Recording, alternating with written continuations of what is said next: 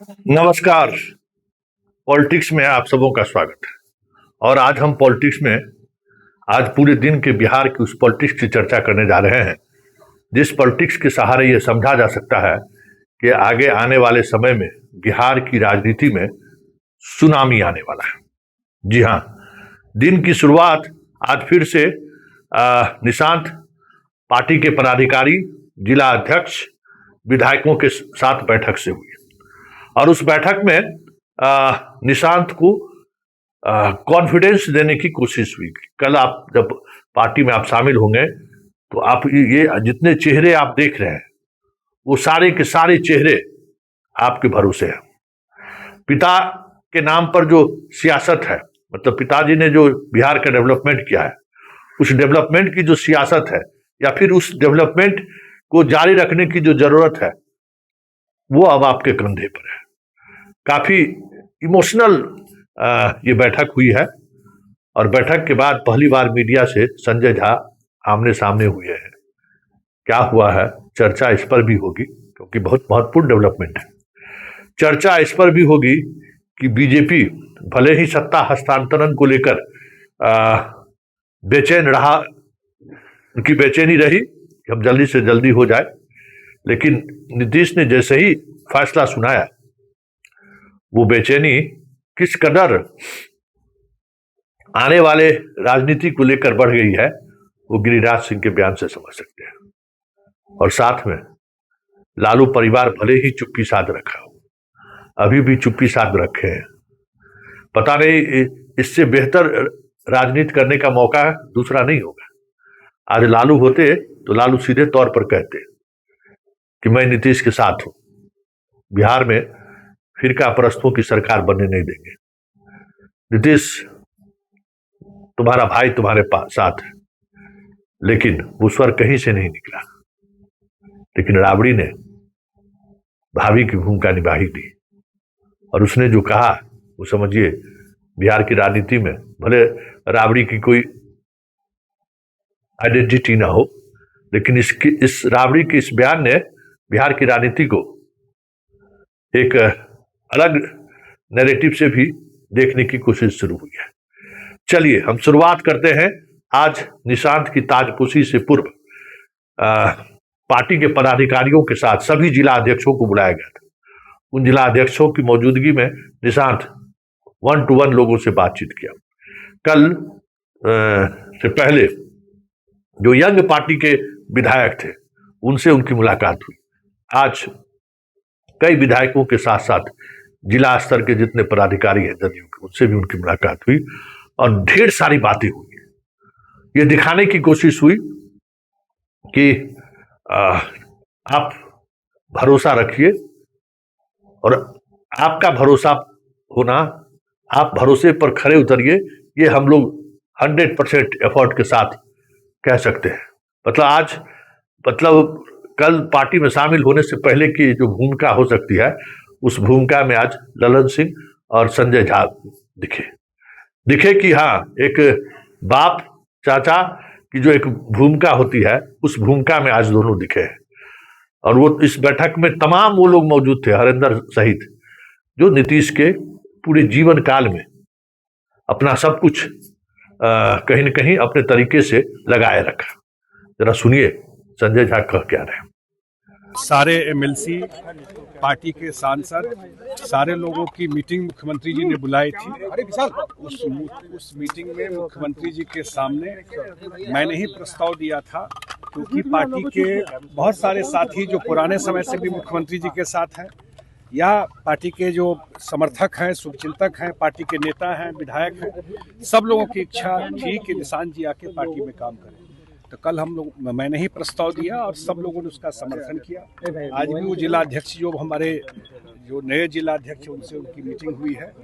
कल वो 1 बजे पार्टी ज्वाइन करेंगे। पार्टी का ज्वाइन क्या करना है, पार्टी में तो है ही, वो फॉर्मली पार्टी का काम शुरू करेंगे। डिप्टी सीएम के पार्टी के जिला अध्यक्षों के साथ सरकार में सब बड़ी जिम्मेदारी है। मैं देखता हूँ कि एक सही बात है कि नीतीश जी की बनाई हुई पार्टी है, उनके 20 साल के काम का इतना बड़ा लेगेसी है, जो काम उन्होंने किया है और मुख्यमंत्री नीतीश कुमार जी, बहुत लोग को लगता है कि राज्यसभा जा रहे हैं। मुख्यमंत्री जी 25 से 30 तक जो सरकार चलेगी बिहार में, उसमें उन्हीं के मार्गदर्शन में बिहार की सरकार चलेगी। उन्होंने लिखा भी है और उन्होंने बोला भी है कल के बैठक में, उनके मार्गदर्शन में सरकार चलेगी।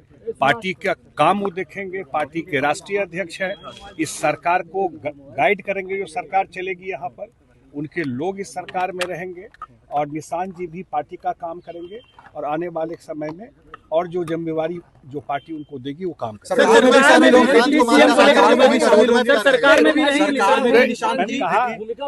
मैंने कहा कि अभी वो पार्टी का कल से काम शुरू करेंगे। ज्वाइन करना उचित सब नहीं है, पार्टी में तो है ही वो, किसी दूसरी पार्टी में तो है नहीं कि ज्वाइन कर रहे हैं, पार्टी में तो वो है। पार्टी का कामकाज कल से शुरू करेंगे, आगे पार्टी तय करेगी कि उनकी क्या भूमिका हो। आज की बैठक में निशांत कुमार ने कुछ बोला? बिल्कुल, उन्होंने कहा कि जो भरोसा आप लोगों ने मुझ पर दिखाया है, पूरे प्रदेश के हमारे जिला अध्यक्ष आए थे, हमारे पार्टी के वरिष्ठ नेता इसमें थे, तो उसमें उन्होंने कहा अंत में कि आप लोगों ने जो भरोसा दिया है, दिखाया है, जो मुख्यमंत्री जी का काम है उसको आगे बढ़ाना, बिहार के जनता का भरोसा पे खरा उतरना, ये एक बड़ी जिम्मेदारी है और मैं आगे आने वाले समय में पार्टी को भी मजबूत करूंगा और बिहार के लिए काम करूंगा। सर, आपके विधायक ने कहा है कि डिप्टी सीएम सरकार में जेडीयू का भविष्य तो आप देख रहे हैं, जेडीयू का भविष्य तो बिहार की जनता तय करती है और बिहार के जनता ने 2025 के चुनाव में तय कर दिया।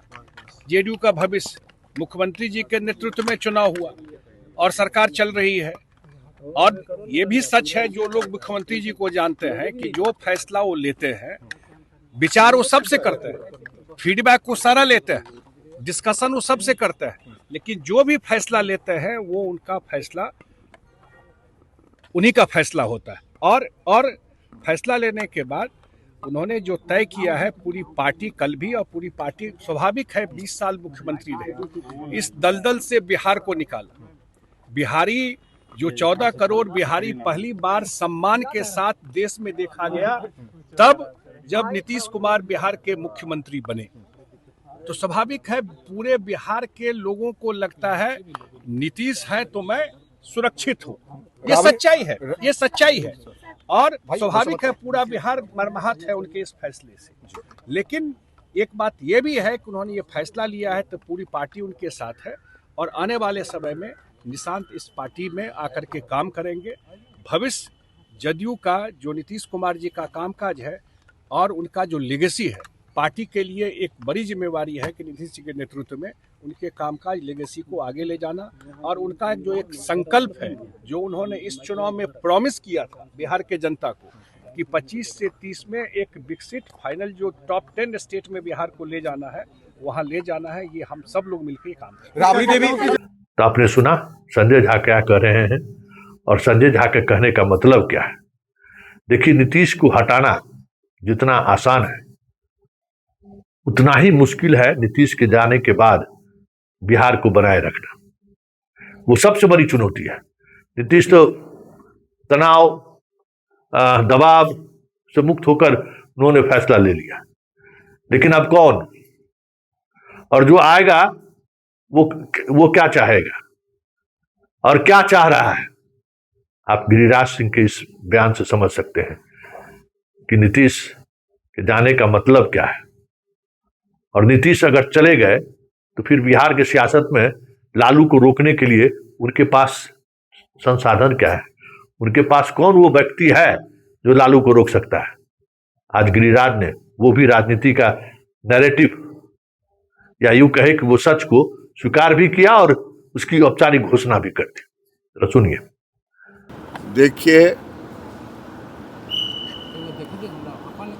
नीतीश कुमार जी एक ऐसे राजनेता बिहार के रहे जिन्होंने केवल 2 दशक तक एक कुशलता के साथ बिहार के विकास को ऊपर ले जाने का काम किया। आज भी निर्णय लेते हैं नीतीश कुमार खुद और सही वक्त पे निर्णय लेते हैं। निशांत जी के लिए पूरा जो उनका वोट बैंक है, वो वोट बैंक की मांग है कि निशांत कुमार को अब राजनीति में आनी चाहिए। और मेरा मानना है कि यही समय है, सही समय है निशांत को सत्ता की राजनीति में आने का। सर, सरकार का गठन कब तक होने का उम्मीद है सर? जब नीतीश कुमार जी संतुष्टि के साथ चयन कर लेंगे कौन मुख्यमंत्री होगा, कौन मंत्रिमंडल में कौन पद पे होगा, ये टोटल जिम्मेदारी नीतीश कुमार के ऊपर है। तो आपने सुना, अब जरा राबड़ी के उस गुगली को भी सुनिए।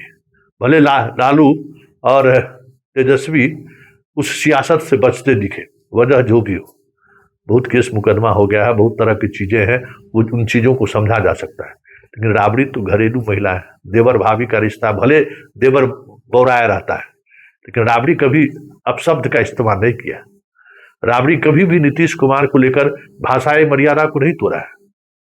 तो आज चलते चलते राबड़ी ने अपने देवर के प्रति वो जज्बा दिखाई दी जो आज की तारीख में देवर के लिए जरूरी, मतलब देवर को इसकी जरूरत थी। जरा सुनिए क्या कह रहे हैं राबड़ी। करने के लिए क्या बिहार का अगला मुख्यमंत्री कौन होंगे? अरे भाई, नीतीश कुमार क्या नीतीश कुमार को जबरन हटाया? मुख्यमंत्री पद से जबरन हटाया गया है क्या?